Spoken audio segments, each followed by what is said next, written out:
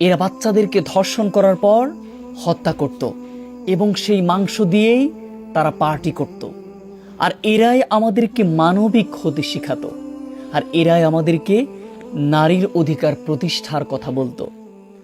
12-13 বছর বয়সী ছোট্ট বাচ্চাদেরকে তুলে নিয়ে সাগরের মাঝখানে আইসোলেটেড দ্বীপে তারা রাতের পর রাত, দিনের পর দিন তারা অমানবিক আচরণ করেছে, তারা ধর্ষণ করেছে।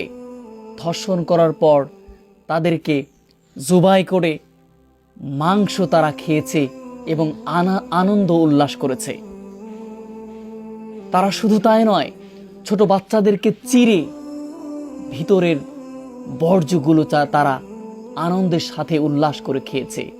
এরা কত বড় নরপিশাচ হতে পারে, এরা কত বড় মানুষ নামের অমানুষ হতে পারে।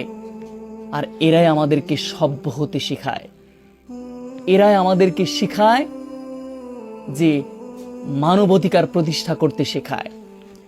এখানে জড়িত ছিল বিশ্বের political figure, businessman Donald Trump, Bill Gates, Elon Musk, Narendra Modi, Netanyahu সহ অসংখ্য নরপেশাজ এর সাথে জড়িত ছিল। আর এরাই আমাদেরকে মানবিক হতে শেখাতো।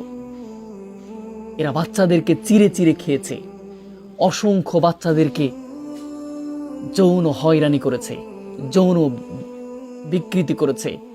এদের সাথে ধর্ষণ রাতের পর রাত, দিনের পর দিন করে গিয়েছে। আমি এগুলো কোনো গল্প, কোনো কাহিনী কখনো বলছি না, কোনো উপন্যাস কখনো বলছি না। এটি বাস্তব, এটি বাস্তব, এটি বাস্তব ঘটনা বলছি।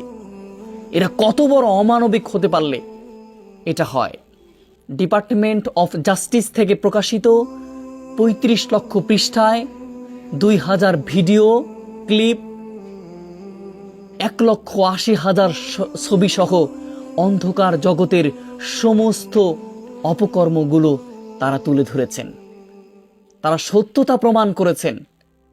আর এরাই আমাদেরকে সভ্য জাতি হতে শেখাচ্ছে।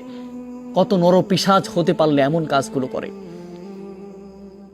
এরাই নাকি পুরা বিশ্ব পরিচালনা করে, আর এরাই নাকি জাতিকে সভ্য জাতি পরিণত করতে চায়।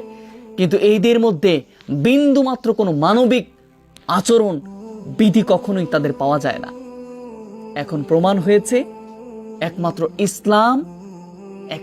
ইসলাম ব্যতীত এই পৃথিবীতে কোনো শান্তির ধর্ম কখনো নাই। নারীর অধিকার প্রতিষ্ঠা যে কোনো ক্ষেত্রে ইসলামের ভূমিকা সর্বাগ্রে। এই জন্য এই নরপিশাচদের যদি আজ বিচার না হয়, তাহলে পুরা বিশ্বের মানুষ একের পর এক এই ঘটনাগুলো চলতেই থাকবে।